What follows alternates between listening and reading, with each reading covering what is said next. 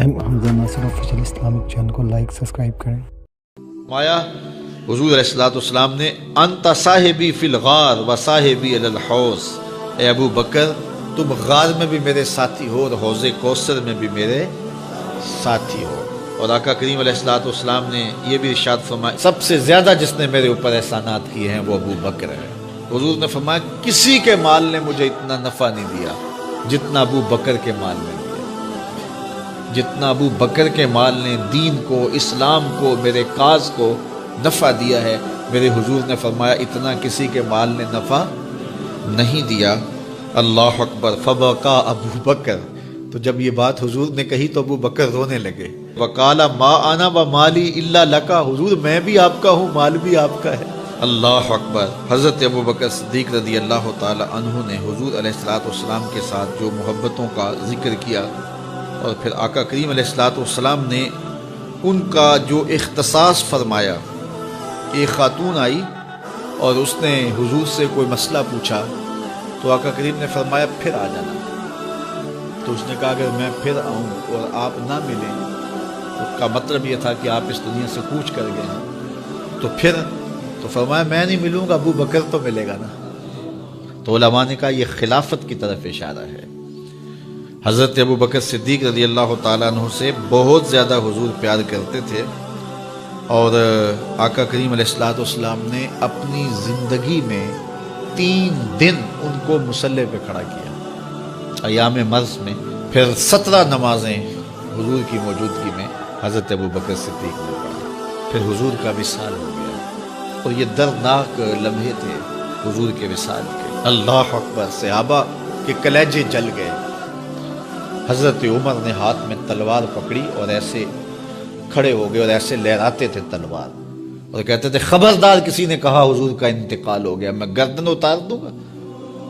کوئی وصال نہیں ہوا حضور کا، حضور تھوڑی دیر بعد اپنی حالت پہ آ جائیں گے۔ یہ سکتے کی کیفیت ہے۔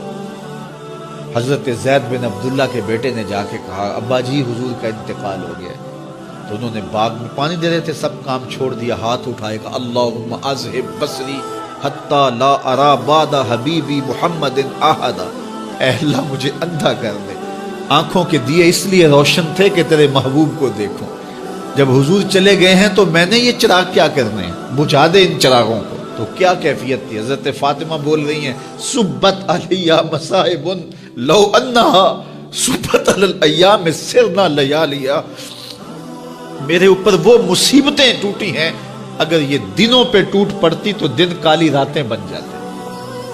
تو تھوڑی خبر تھی حضور کا وصال۔ اچھا جب یہ کیفیت تھی صحابہ کی اس نازک موقع پہ، چونکہ منافق اندر ہی ہوتے ہیں، تو منافقوں نے ایک کھیل کھیلا، وہ صحابہ میں پھیل گئے اور کہنے لگے واہ واہ حضور کے دم سے رونقیں تھیں، مسجدیں آباد تھیں، سجدے تھے، قرآن کی تلاوت تھی، اب کس نے نماز پڑھنی ہے میاں، اب کس نے روزہ رکھنا ہے، اب کس نے زکوٰۃ دینی ہے، اب کس نے حج کرنا ہے، ختم کہانی ختم کہانی، یہ بات کرنی شروع کر دی۔ اب یہ بڑی نازک صورتحال، تو کیا حضرت ابو بکر کا کلیجہ نہیں جل رہا تھا؟ لیکن اس موقع پہ حضرت ابو بکر کھڑے ہوئے، اور پھر حضرت ابو بکر صدیق نے لوگوں سے مخاطب ہو کہا لوگوں مجھے ایک بات بتاؤ کہ تم اللہ کی عبادت کرتے تھے یا حضور کی کرتے تھے؟ لوگوں نے کہا کہ اللہ کی۔ تو کہا کہ کیا حضور کے وصال کے بعد تم اللہ کی عبادت چھوڑ دو گے؟ کہا نہیں۔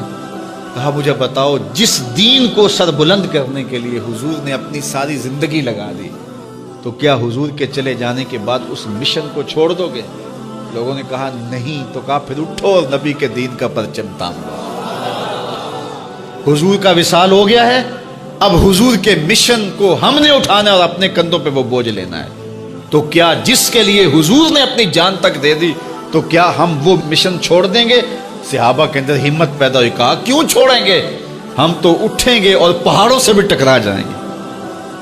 تو یہ وہ موقع تھا جس موقع کو سنبھالا حضرت ابو بکر نے۔ منافق تو چال چل گئے تھے، صحابہ پر صدموں کے پہاڑ ٹوٹ رہے تھے، ساری ذریت اسلام ساری زندگی جو ہے وہ تعریفیں کرتی رہے، مدح و ستائش کرتی رہے، ابو بکر صدیق کا یہ حق نہیں ادا ہو سکتا۔ یہ احسان کیا ہے امت کے اوپر حضرت ابو بکر صدیق۔